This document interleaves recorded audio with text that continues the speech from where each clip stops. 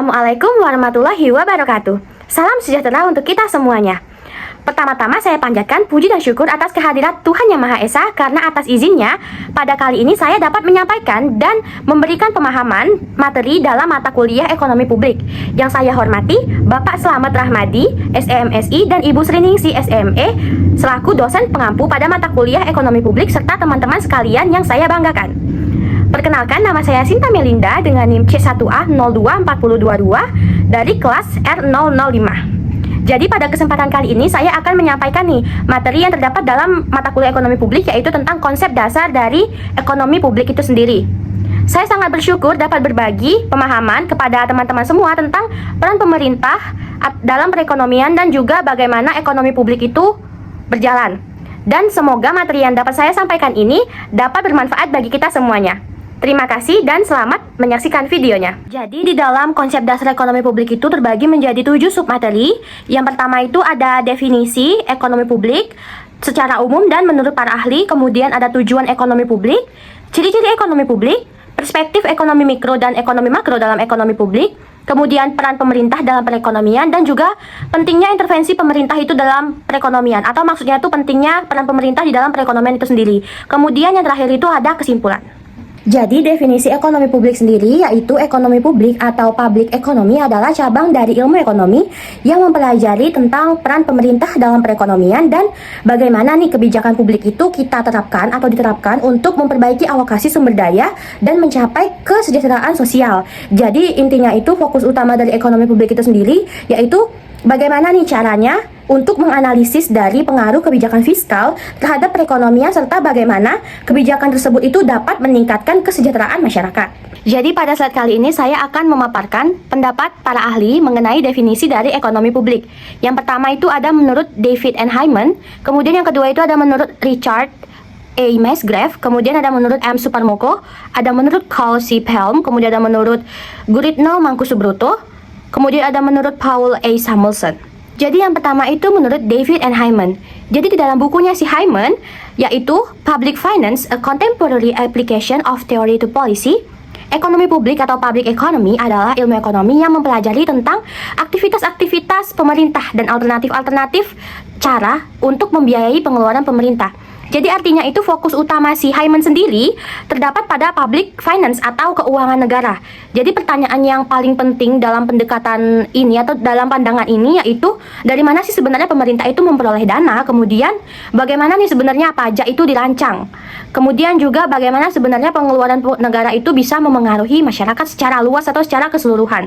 Kemudian yang kedua itu menurut Richard A. Musgrave. Jadi menurut si Musgrave, ilmu ekonomi publik adalah ilmu ekonomi sektor pemerintah yang tidak hanya menyelesaikan atau membahas tentang masalah keuangan negara, tetapi dia juga membahas tentang seluruh kegiatan yang berhubungan dengan tingkat dan alokasi penggunaan sumber daya serta distribusi pendapatan di antara konsumen. Jadi intinya menurut si Musgrave sendiri, dia melihat ekonomi publik itu sebenarnya secara lebih luas. Jadi dia tidak hanya membahas tentang keuangan negara aja, tapi dia juga membahas tentang peran dari pemerintah itu di dalam perekonomian.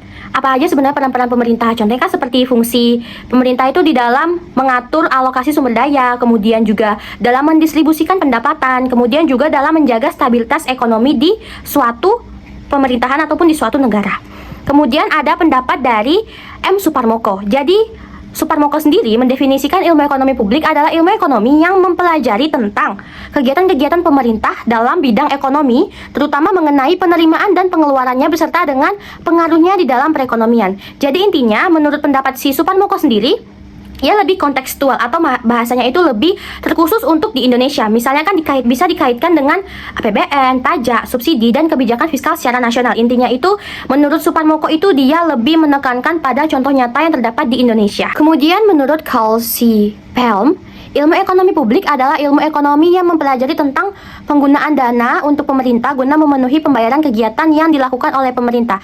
Jadi intinya menurut si Pelm sendiri, ia lebih menitik beratkan pada sebenarnya itu penggunaan dana pemerintah.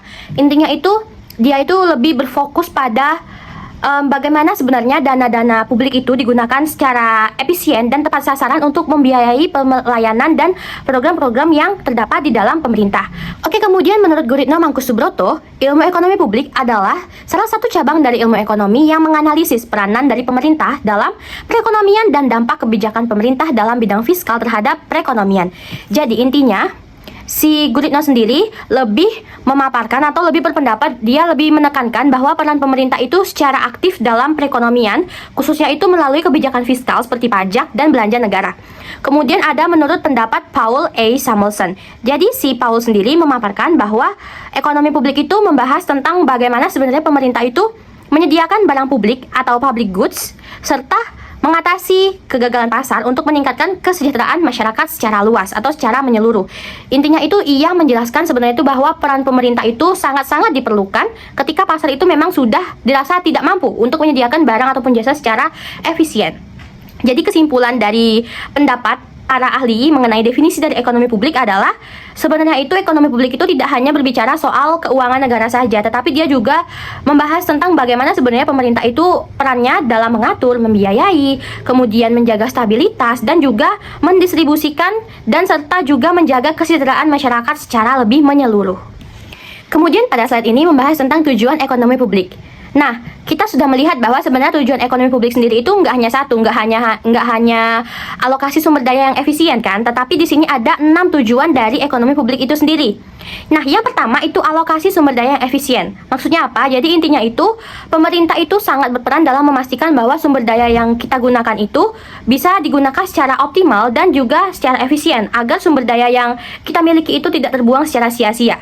Artinya itu, barang dan jasa yang kita produksi atau yang diproduksi itu sesuai dengan kebutuhan yang masyarakat inginkan dan juga termasuk penyediaan barang publik seperti jalan, kemudian ada pendidikan dan kesehatan. Kemudian yang kedua ada mewujudkan pemerataan pendapatan. Jadi intinya itu ekonomi publik itu juga bertujuan untuk mengurangi kesenjangan antara kelompok yang kaya dan kelompok yang miskin. Jadi intinya itu melalui ada yang namanya itu pajak progresif, kemudian ada subsidi dan bantuan sosial. Nah, pemerintah itu melalui hal-hal itu bisa berusaha untuk menciptakan distribusi pendapatan yang mungkin bisa lebih merata antara kelompok masyarakat yang ada di suatu negara. Kemudian yang ketiga ada tentang keadilan sosial. Jadi selain tadi ada pemerataan pendapatan, kemudian juga tadi ada tentang alokasi sumber daya yang efisien, di sini ada tentang keadilan sosial. Nah, artinya itu setiap warga negara itu memiliki kesempatan yang sama untuk memperoleh pendidikan, pekerjaan, dan juga dalam menggunakan pelayanan publik. Nah, kemudian yang keempat ada tentang meningkatkan kesejahteraan masyarakat. Intinya itu ekonomi publik itu sangat-sangat bertujuan untuk meningkatkan kesejahteraan masyarakat. Karena kebijakan pemerintah yang dibuat itu diharapkan bisa mampu meningkatkan kualitas hidup masyarakat, baik dari sisi pendapatan, sisi kesehatan, sisi pendidikan, maupun sisi keamanan sosial yang ada. Kemudian ada menurut stabilitas ekonomi tujuannya. Jadi intinya itu pemerintah itu sangat-sangat bertanggung jawab lah dalam menjaga kestabilan ekonomi agar tidak terjadi inflasi yang sangat-sangat tinggi, kemudian juga pengangguran secara besar-besaran ataupun krisis ekonomi yang sedang melanda. Intinya itu pemerintah itu benar-benar sangat menjaga stabilitas ekonomi di suatu negara.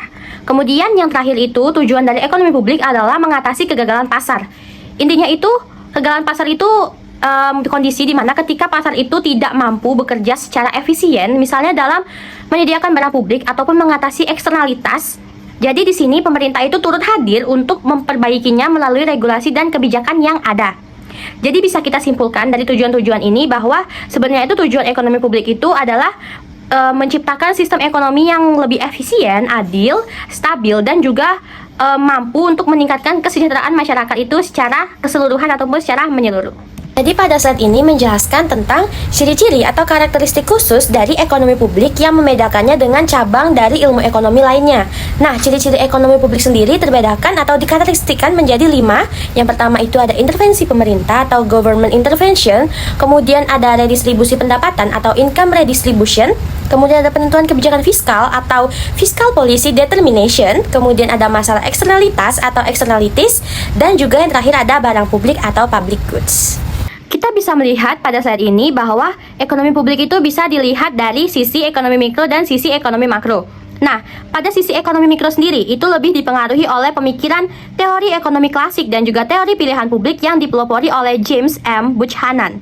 Jadi si James atau si Buchanan sendiri lebih menganalisis bahwa ekonomi publik itu banyak menganalisis tentang perilaku individu, rumah tangga, dan perusahaan dalam respons kebijakan pemerintah. Kemudian, fokus utamanya juga itu terletak pada efisiensi alokasi sumber daya dan upaya dalam mengatasi kegagalan pasar atau market failure. Nah, kemudian juga menganalisis tentang dampak kebijakan pemerintah seperti pajak, subsidi, dan regulasi. Nah, kemudian dampak kebijakan itu bisa dilihat dari pengaruhnya itu terhadap permintaan, penawaran, dan juga kesejahteraan masyarakat. Sedangkan dalam perspektif ekonomi makro itu lebih dipengaruhi oleh pemikiran John Maynard Keynes. Jadi si Keynes sendiri itu menekankan bahwa peran pemerintah dalam mengelola perekonomian untuk menjaga stabilitas dan pertumbuhan ekonomi. Jadi intinya itu fokus utama ekonomi makro itu dia lebih mencakup tentang keseluruhan. Jadi kan makro itu kan tentang secara agregat ya. Jadi dia itu pembahasannya itu atau pandangannya itu lebih luas lagi gitu ketimbang ekonomi mikro. Nah, si ekonomi makro ini dia lebih fokus utamanya itu mencakup pengendalian inflasi, pengurangan pengangguran, peningkatan pertumbuhan ekonomi, dan juga pengelolaan anggaran negara. Kemudian pemerintah itu juga menggunakan kebijakan fiskal seperti pengaturan pajak dan belanja negara dalam memengaruhi permintaan secara keseluruhan atau secara agregat untuk menjaga keseimbangan dan stabilitas perekonomian secara nasional. Jadi bisa kita simpulkan bahwa sebenarnya itu kedua perspektif menurut ekonomi mikro ataupun menurut ekonomi makro itu sebenarnya itu memang saling melengkapi satu sama lain dalam menjelaskan peran pemerintah dalam perekonomian. Nah, perspektif mikro itu kan dia lebih menekankan tentang bagaimana ya sebenarnya kebijakan pemerintah itu bisa memengaruhi perilaku individu, bisa memengaruhi perilaku rumah tangga dan perusahaan, terutama dalam mengalokasikan sumber daya yang tersedia secara lebih efisien serta penanganan kegagalan pasar. Sementara itu, sedangkan dalam perspektif ekonomi makro, dia lebih menyoroti peran pemerintah ini dalam menjaga stabilitas dan pertumbuhan ekonomi secara keseluruhan. Intinya itu kalau pembahasan ekonomi makro itu dia lebih meluas atau lebih pembahasannya secara agregat. Nah, itu bisa melalui kebijakan fiskal untuk mengendalikan inflasi, kemudian juga untuk mengurangi pengangguran yang ada dan keseimbangan ekonomi secara nasional. Nah, dengan demikian, ekonomi publik itu sebenarnya tuh nggak hanya melihat dampak dari kebijakan pada tingkat individu, tetapi juga dia bisa melihat kondisi ekonomi itu secara keseluruhan ataupun secara agregat. Kemudian selanjutnya itu ada peran pemerintah dalam perekonomian menurut pendapat dari Richard A. Musgrave. Jadi menurut si Musgrave sendiri, ada peran pemerintah itu ada 3. Yang pertama itu ada stabilisasi atau stabilization, kemudian ada alokasi atau allocation, kemudian ada distribusi atau distribution. Nah, kita masuk ke peran pemerintah dalam perekonomian yang pertama, yaitu peran pemerintah dalam hal stabilisasi atau stabilization. Maksudnya itu peran pemerintah dalam stabilisasi ini berarti bahwa pemerintah itu harus menjaga nih kestabilan ekonomi di suatu negara agar bisa terhindar dari inflasi yang tinggi atau inflasi berat, kemudian pengangguran secara besar-besaran dan krisis ekonomi yang ada. Jadi peran yang kedua itu ada alokasi atau allocation. Jadi peran alokasi sendiri itu bisa berarti bahwa pemerintah itu mengatur dan menyediakan sumber daya yang tersedia itu serta barang publik agar bisa kita gunakan secara lebih efisien dan sesuai dengan kebutuhan yang sangat-sangat dibutuhkan oleh masyarakat. Kemudian ada yang ketiga itu peran distribusi atau distribution. Jadi peran distribusi di sini berarti bahwa pemerintah itu lebih mengupayakan sebenarnya itu pemerataan pendapatan dan kesejahteraan melalui kebijakan pajak, kemudian melalui subsidi dan juga program sosial. Intinya itu pemerintah itu bisa mengupayakan lah bahwa pemerataan pendapatan itu bisa dilakukan secara lebih merata dan menyeluruh. Jadi intinya itu berdasarkan pandangan dari si Musgrave tadi bahwa peran pemerintah dalam perekonomian itu sebenarnya itu bisa disimpulkan ke dalam 3 fungsi utama. Tadi ada stabilisasi, alokasi, dan distribusi. Jadi dengan demikian pemerintah itu perannya itu nggak hanya sebagai pengatur, tetapi dia juga berperan sebagai penyeimbang dan pelindung kesejahteraan masyarakat dalam sistem perekonomian di suatu negara. Nah, kemudian ada pentingnya intervensi pemerintah dalam perekonomian. Jadi, intervensi pemerintah itu sebenarnya itu memang sangat-sangat penting di dalam suatu perekonomian karena yang pertama itu bisa mengatasi kegagalan pasar atau market failure. Jadi intinya itu pemerintah itu memang perlu untuk campur tangan ketika pasar itu memang dirasa tidak mampu bekerja secara efisien. Misalnya itu dalam kasus monopoli, kemudian ada dalam kasus eksternalitas ataupun asimetris informasi atau informasi yang tidak sempurna. Kemudian yang kedua itu ada dalam menyediakan barang publik. Jadi sebenarnya itu pemerintah itu menyediakan barang dan jasa yang tidak dapat disediakan secara optimal oleh swasta. Contohnya itu seperti pertahanan, jalanan umum, dan juga penerangan jalan. Kemudian itu yang ketiga itu menjaga stabilitas ekonomi. Jadi intinya itu peran pemerintah atau intervensi pemerintah itu dilakukan untuk menjaga kestabilan harga agar harga itu stabil di masyarakat dan juga mengurangi pengangguran yang terjadi di dalam suatu negara serta juga mencegah terjadinya krisis ekonomi secara besar-besaran. Kemudian yang keempat itu ada mendorong pertumbuhan ekonomi. Jadi peran pemerintah itu tadi nggak hanya mencakup tiga yang sudah dijelaskan tadi, tetapi juga sangat banyak sekali. Contohnya itu dalam mendorong pertumbuhan ekonomi. Kenapa? Karena pemerintah itu memang sangat berperan nih dalam menciptakan kebijakan yang memang dapat meningkatkan investasi, produksi, dan juga pembangunan secara nasional. Kemudian juga yang kelima ada menciptakan keadilan sosial. Maksudnya di sini melalui pajak sama program sosial yang ada, pemerintah itu bisa berupaya dalam mengurangi ketimpangan pendapatan dan juga menciptakan pemerataan kesejahteraan di dalam lingkungan masyarakat. Kemudian yang keenam itu bisa mengatasi ketidakpastian ekonomi dan risiko. Jadi pemerintah itu memberikan perlindungan melalui regulasi, jaminan sosial, dan juga kebijakan stabilisasi untuk mengurangi risiko ekonomi masyarakat. Kemudian yang ketujuh ada perbaikan infrastruktur. Jadi perbaikan infrastruktur di sini dimaksudkan bahwa pemerintah itu bertugas untuk membangun dan memperbaiki infrastruktur yang ada. Contoh itu seperti jalan, jembatan, dan fasilitas publik yang memang dirasa bisa mendukung aktivitas ekonomi. Contohnya itu seperti kita ingin bekerja, mungkin kita pasti akan melewati jalanan. Kemudian kita juga akan melewati jembatan. Dan juga untuk mendukung distribusi barang dari satu tempat ke tempat lain, kan itu memang sangat diperlukan tuh, jalan, jembatan, kemudian mungkin fasilitas publik seperti pelabuhan ataupun bandara dan lain-lain. Kemudian yang kedelapan ada meningkatkan efisiensi pasar melalui regulasi. Nah, regulasi sendiri itu dibuat untuk menciptakan persaingan yang sehat dan juga mencegah praktik ekonomi yang merugikan masyarakat. Kemudian yang terakhir itu ada pemeliharaan kesehatan masyarakat dan lingkungan. Jadi pemerintah itu dimaksudkan untuk mengatur dan juga menyediakan layanan kesehatan untuk masyarakat serta melakukan kebijakan lingkungan agar bisa menjaga kualitas hidup masyarakat. Nah, intervensi-intervensi pemerintah yang sudah dijelaskan tadi dalam perekonomian itu memang sangatlah penting karena untuk menjaga dan memastikan pasar itu bisa berjalan secara efisien, stabil, dan juga adil. Nah, melalui penyediaan tadi barang publik, kemudian juga kebijakan fiskal, regulasi, serta program sosial dan pembangunan, pemerintah itu bisa lebih berperan dalam mengatasi kegagalan pasar, menjaga stabilitas, mendorong pertumbuhan, dan juga meningkatkan kesejahteraan masyarakat secara lebih menyeluruh. Nah, kita sudah sampai di slide terakhir, yaitu tentang kesimpulan dari materi yang sudah dijelaskan tadi.